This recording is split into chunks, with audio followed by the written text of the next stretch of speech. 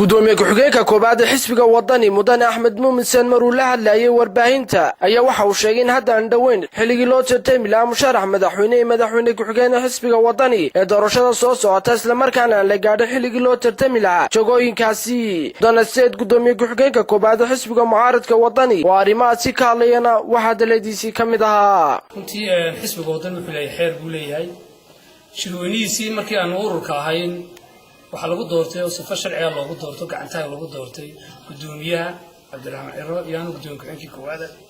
iyo hoggaan xisbiga lagu doortay halkaas lagu ansixiyay runtii ma qabsan xisbigu ilaa imika weli shirkiisa golaha dhexe ee lagu dooran lahaa musharaxiinta u tartamaysa madaxweynaha iyo madaxweyne ku-xigeenka marka loo eego muxuu ahay xeerka xisbigana runtii gudoomiyaha xisbiga Cabdiraxmaan Maxamed Cabdullaahi Ciro iyo Axmed Muumin Seen gudoomiye ku-xigeenka koowaad xitaa nooma saamaxayo inaanu anagu xitaa ku dhawaaqno musharaxiin ilaa la furo oo la mudeeyo xilliga la qabanayo liiska musharaxiinta xisbiga u tartamaysa marka dhawaaqa saxaafadda maalin walba soo dhacaya aad baan uga xunnahay waa wax ku xun maartaanay in la maqlo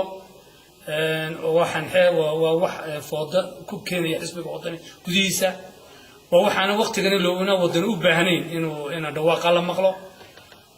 waxaan bulshada reer Soomaaliland taageerayaasha gudaha iyo dibadda ugu baaqaya in arrinkaas uu yahay arrin been abuura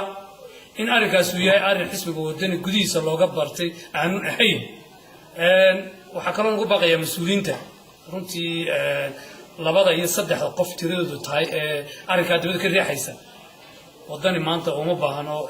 muxuu ahaay tafaraaruq iyo gudihiisa in lagu soo noqdo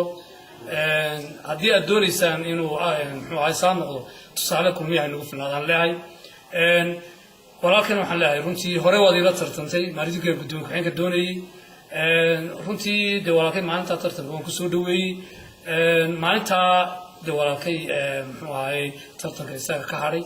maantana anigu waan soo dhaweynaya laakiin waxaan leeyahay walaalkay waqtiga la mudeeyay sugo sharciga suban loo xisbiga laga daayo si kastaba ahaatee shirkan jaraa'id uu qabtay gudoomiye ku-xigeenka koobaad xisbiga wadani mudane Axmed Muumin Seen waxa uu ku soo beegmaya xilli dhawaan sarkaal ka tirsan xisbiga wadani uu sheegay inuu yahay musharaxa madaxweyne ku-xigeenka xisbiga wadani arrintaasina waxa ay dhalisay mid maalmihii u dambeeyay warbaahinta kala duwan ee ka hawlgasha dalkan Jamhuuriyadda Soomaaliland ay aragtiyo kala duwan ay ka bixinayeen